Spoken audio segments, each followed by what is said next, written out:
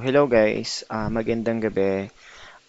Tonight, i-demo ko kung paano gamitin yung credit card tracker Google Sheet template. Ginawa ko ito para ma-manage natin yung ating mga credit cards. Let's say, yung mga daily expenses or regular expenses natin gamit yung ating credit card. Um, ano pa ba? Yung mga repayments, increases, ganyan. So, this template will help you manage all your credit cards in one template. So, unang-una, um, titingnan muna natin kung ano yung mga sheets. Meron tayong Redmi sheets. Dito, how to use dashboard, credit card manager, expenses, repayments, increases, and settings. So, sa Redmi, kapag ka nag-purchase kayo nitong template, dito makikita kung paano kayo mag-create ng sarili nyong copy para na rin sa privacy ninyo. And, yan, kung naka-mobile kayo, ganito yung instruction, dapat may Google Sheet app and then look for Google Sheet na icon and then three dots and then make your own copy. Kung PC naman, madali lang. Punta lang ka sa file and make a copy. And yun na, you're good to go na. And then next is yung how to use. Dito makikita nyo kung paano gagamitin yung template na ito. Bukod dito sa video, kung hindi ito napad yung video, mayroon namang instruction doon sa loob ng ah, Google Sheet template. So, next is yung sa dashboard. So, at first, ah, wala pa itong laman. So, tinanggal ko na lang para naman makita nyo live kung ah, paano tayo mag-create ng mga ah, entries natin para makita rin natin kung paano ba automatic na nagkakaroon ng value ito based doon sa mga in-enter natin dito sa Credit Card Manager, Expenses, Payments, Increases. So, dito makikita natin yung charts ng ating mga credit cards. Let's say, makikita natin, tawag dito, na-use na ba natin yung buong ah, percent ng credit card natin. Diba, usually, 30% lang dapat. And sa expenses naman, magkano nagastos natin today so far, kahapon, last 7 days, last month, ngayong buwan, and total, yung YTD or yung rate year to date. Also, ito total nito yung total na credit cards natin ng ating mga cards and magkano ba yung outstanding balance ng buong credit cards natin and magkano na lang yung natitirang credit limit natin. Yun, accumulating those credit cards. And syempre, kapag may annual fee, naglagay rin ako ng feature na ilalagay nyo yung annual fee doon and ito total yung annual fee ng buong credit cards natin para aware tayo na magkano yung annual fees lahat ng cards natin. And dito naman, expenses by category. Dito yung ating mga na-spend by category. Let's say, groceries, dine out, ganyan. Dito yung category sa settings. So, dito nyo siya makikita. Yan, groceries, dining out. Actually, pwede kayong mag-add dito or pwede nyo baguhin to according to your liking. So, balik tayo kay dashboard. Dito naman sa ating total monthly expenses, dito natin makikita yung graphs kung magkano na yung nagastos natin. Let's say this January, February, March, and so on and so forth. So, next na step is dito na tayo pupunta sa ating credit card manager. So, remember guys, yung mga naka-auto is hindi natin yan gagalawin. Itong buong column, never natin yung touch kasi automatic yan. Lahat ng mga naka-auto is hindi natin gagalawin. Let's say itong si number, si credit limit, si auto, si balance, outstanding, lahat ng naka-auto. Maliban na lang sa enter or select. So, let's say, ang credit card name ng card natin ay UB Platinum. So, dito guys, pagka-enter ko, um, bakit siya nagpula? Okay, nagpula siya, it's because of zero yung ating credit limit. Okay? So, anyway, I'll fix that na lang. Yan. So, pansin nyo, pagka-enter ko ng ating keyboard, automatic nagka-auto numbering and automatic nagkaroon ng credit limit na zero pero naka-auto. Bakit? Kasi dito tayo maglalagay mamaya ng ating credit limit sa increases. Okay? So, sana masundan nyo. Ginawa ko to guys kasi para na rin tawag dito, kumbaga automatic na mako-compute ng ating or accurate. Yan. So, let's say, 'di ba guys, pagka-enter natin ng credit card name, so ito naka-auto, skip natin yung mga yan. So, date activated. So, maglalagay tayo, halimbawa, inactivate natin yung card natin ng, let's say, i-ano lang natin last year. So, mga August 15, 2024. So, mga ganun. Pwede nating i-type, pwedeng i-double click. Ayan. So, hanapin nyo yung uh, 20, August 15. So, yan. So, pansin nyo, pagka-click ko yung 15, automatic nagkaroon ng years old. Ibig sabihin, ganito nakatagal yung ating credit card. So, ginawa ko tong feature na to guys kasi para alam natin na kung gaano na ba katagal natin ginagamit yung credit card natin since the day na inactivate natin siya. Kasi 'di ba minsan may balak tayong mag-apply ng bagong cards. So pag nakita natin 1 year na to, pwede na parang mag-apply ng another credit card. So yun yung ginawa ko. And then maglalagay tayo ng annual fee. Remember guys, kanina dun sa dashboard, 'di ba, may annual fee tayo dun na total. So makikita natin later. So next is since wala pa 'yan, so hindi tayo hindi pa tayo pwede mag-encode ng expenses tsaka repayments. Dito natin ilalagay yung ating mga credit limit sa increases.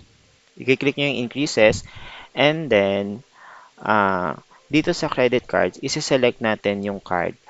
Kung ano yung inilagay natin dito ay lalabas dito sa increases na credit card.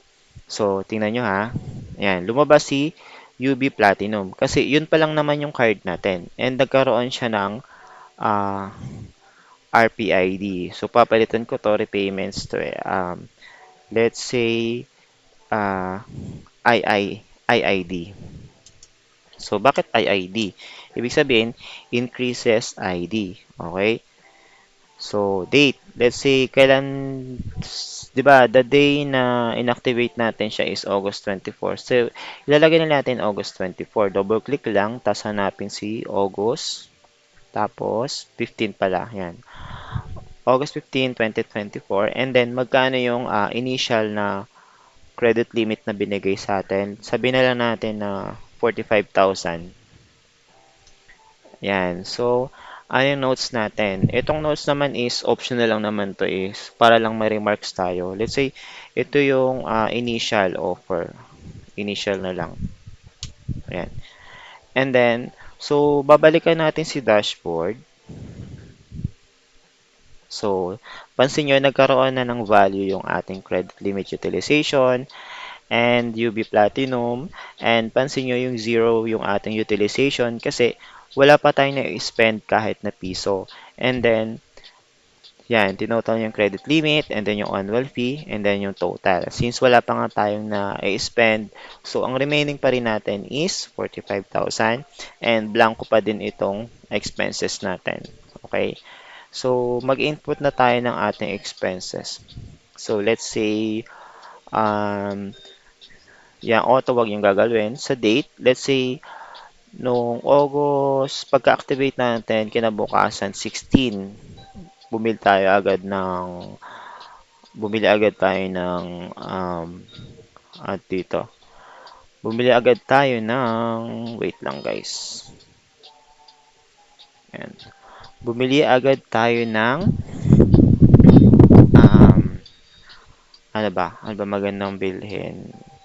Cellphone na lang, wag iPhone kasi kulang pa yung pera natin. So, credit card, kung ano yung inilagay natin dito sa credit card manager, siyang lalabas dito sa credit card. Okay?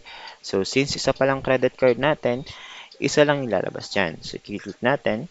And then, category, yan. Kung ano yung inilagay natin sa settings, siya rin yung lalabas dito sa category. So, let's say, entertainment na lang. And then, sa description, ito bahala ka na dito. Pero, pag ako naglalagay, ganito ang ginagawa ko. Let's say, bumili ako ng cellphone. Sabihin ko, nabili ko siya sa SM.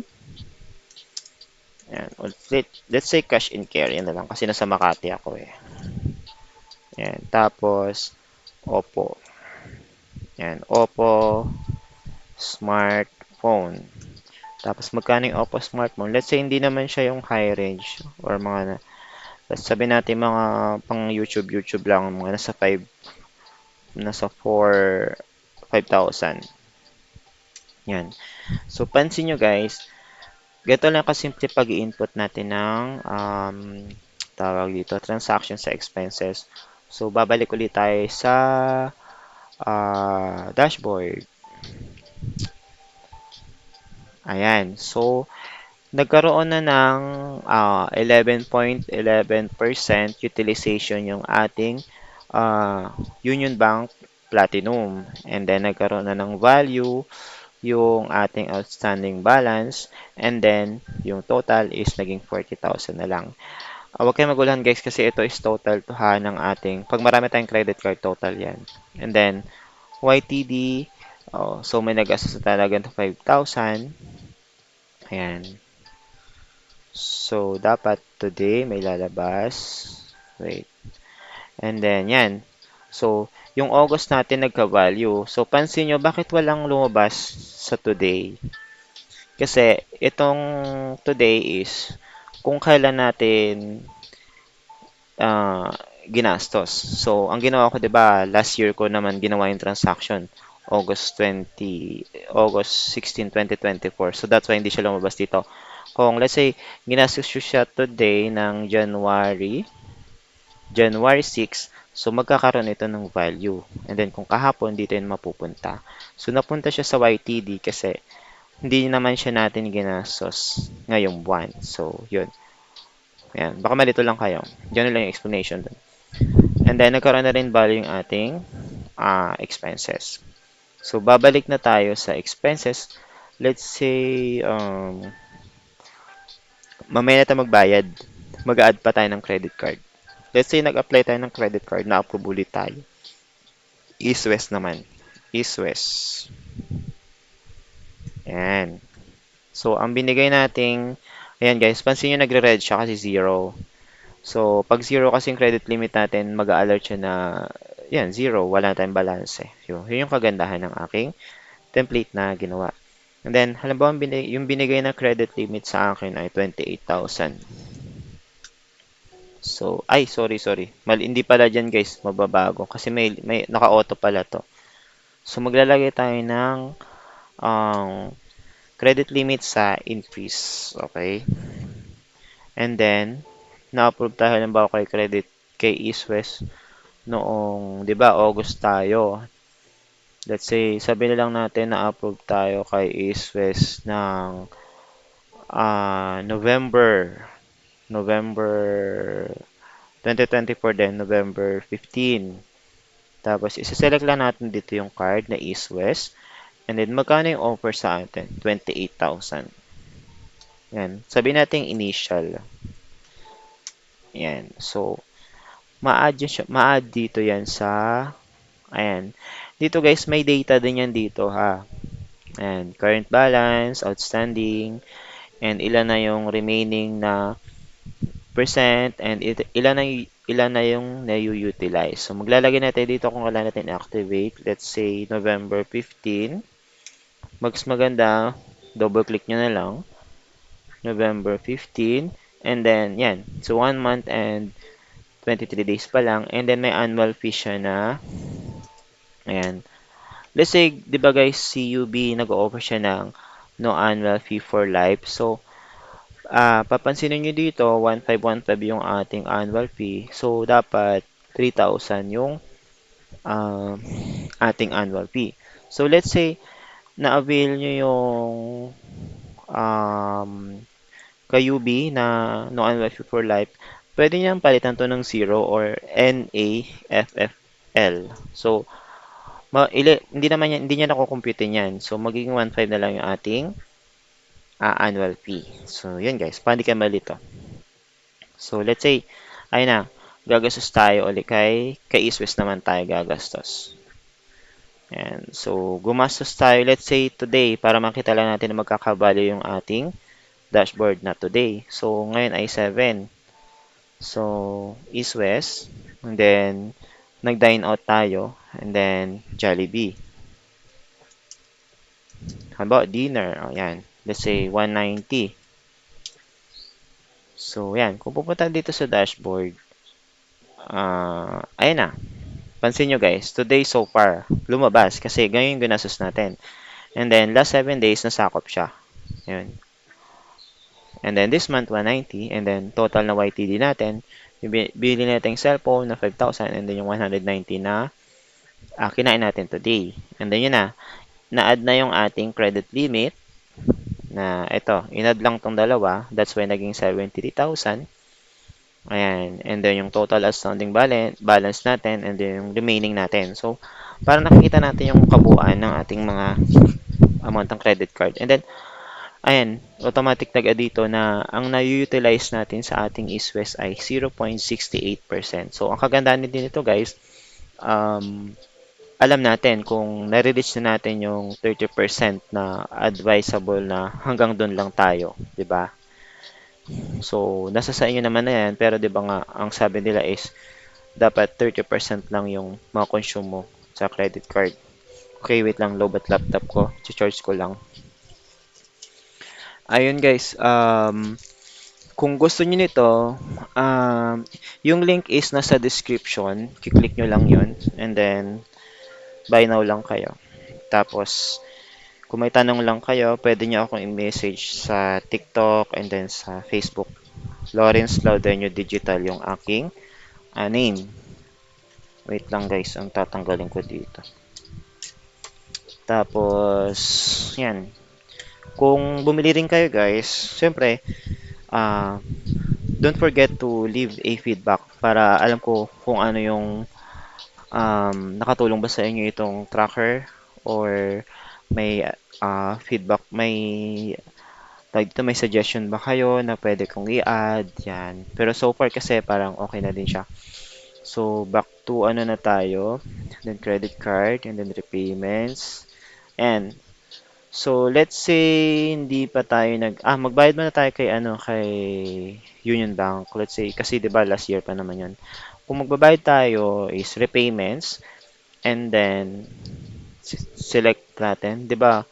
Gumastos tayo kay Union Bank noong 16. So, month after, sabi nila natin um, August, September, let's say September 30 tayo magbabayad. So, lagay natin dito, September 30, and September 30, and then select natin yung card. Anong babayaran natin card? Yung UB Platinum. And then, magkano yung babayaran natin? Di ba yung bill natin is 5,000 sa cellphone? Ayan. Ayan. Tapos, paid na ba siya? Yes natin. SOA. Eto guys, SOA, enter yan. So, mano-mano natin. Kasi, hindi naman, di ba, pare-pareho yung ano, di ba, yung SOA, tsaka due date. Hindi naman siya fix. So, yun. Yun yung, kaya ginawa ko siyang ano na lang. Ginawa ko kasi ito ng formula na fix. Tapos, makukumpute yung due date. Kaso nga lang, hindi siya fix eh. Kaya ang ginawa ko is, mano-mano nyo na lang ilalagay para naman may reference na lang din kayo. Let's say ang SOA niya ay September 10. Mga halimbawa mga ganun na lang. So ito hindi ko nagawa ng date. Type nyo na lang siya. Let's say 10th or bala kayo kung buong date. Yung due date niya halimbawa is 30, 30th, kanyan. Or nakiklik pala to. So ginawa ko dito is September 30. And then, math. Siyempre, may math yan eh. Tatype nyo na lang din. And then, notes. Pahala na kayo kung anong notes ilalagay nyo dyan. So, since nagbayad tayo, is dapat yung UB Platinum natin na utilization dapat zero na siya kasi nabayaran natin. And then, babalik na uli sa dati niyang credit limit. So, check natin. Credit card manager. And then, nawala na yung outstanding balance natin and naging 100% na uli yung remaining and yung use natin is zero. So, see, di ba? Kita nyo naman guys. And then, yung current balance natin is 45K. Kung pupunta na ng dashboard is zero na uli yung ating credit limit utilization. So, yun lang guys. Ganun lang siya nag-work para alam natin or na-monitor natin yung ating credit card. And then, last na sample na lang natin is magkakaroon halimbawa tayo ng second increase kay UB Platinum. Click natin si UB Platinum. And then, kailan tayo nagka-increase? Let's say today, January 6 or 7. And then, magkano yung na-increase? Sabihin natin na double siya, 45,000. And then, second increase. So, kung babalik tayo kay credit card manager, naging 90,000 na siya kasi 45,000 times 2, na double nga yung ating credit limit. And then, yan. So, makikita nyo rin yung total ng ating credit limit, which is yun, yung dalawa. Tinotal niya yung eto, kaya naging 118,000. So, 118,000. So, yun lang. I hope na sundan nyo itong demo and kung nagustuhan nyo or kung gusto nyo netong template, ilalagay ko yung link dyan sa video description. Okay, click nyo lang yan and then buy now. Tapos, balik kayo dito sa video, then follow nyo kung paano siya gamitin. And then kapag na-master nyo naman na siya, wala, ano na yun, gamay nyo na. Kasi makuha nyo lang naman yung way kung paano i-navigate itong template is ano na, mamamaster nyo na siya. And siya nga pala guys, don't forget to to leave a feedback doon sa Rocket PH kung nakatulong ba itong aking template sa pagmamanage ng inyong credit card and kung ano pa yung mga dapat kong i-improve and feel free to suggest feature kung ano pa yung gusto kong nyong ilagay or ano dito sa template. And kung may mga update nga pala dito guys sa aking template, i-revisit nyo lang yung link kapag nabili nyo ito kasi ma-access nyo ulit itong template. Yun lang yung kagandahan kasi nga lifetime access na itong template. So, kung may changes man akong gagawin dito is pwede nyo uling makopya na hindi na bibilin uli. So, yun lang guys.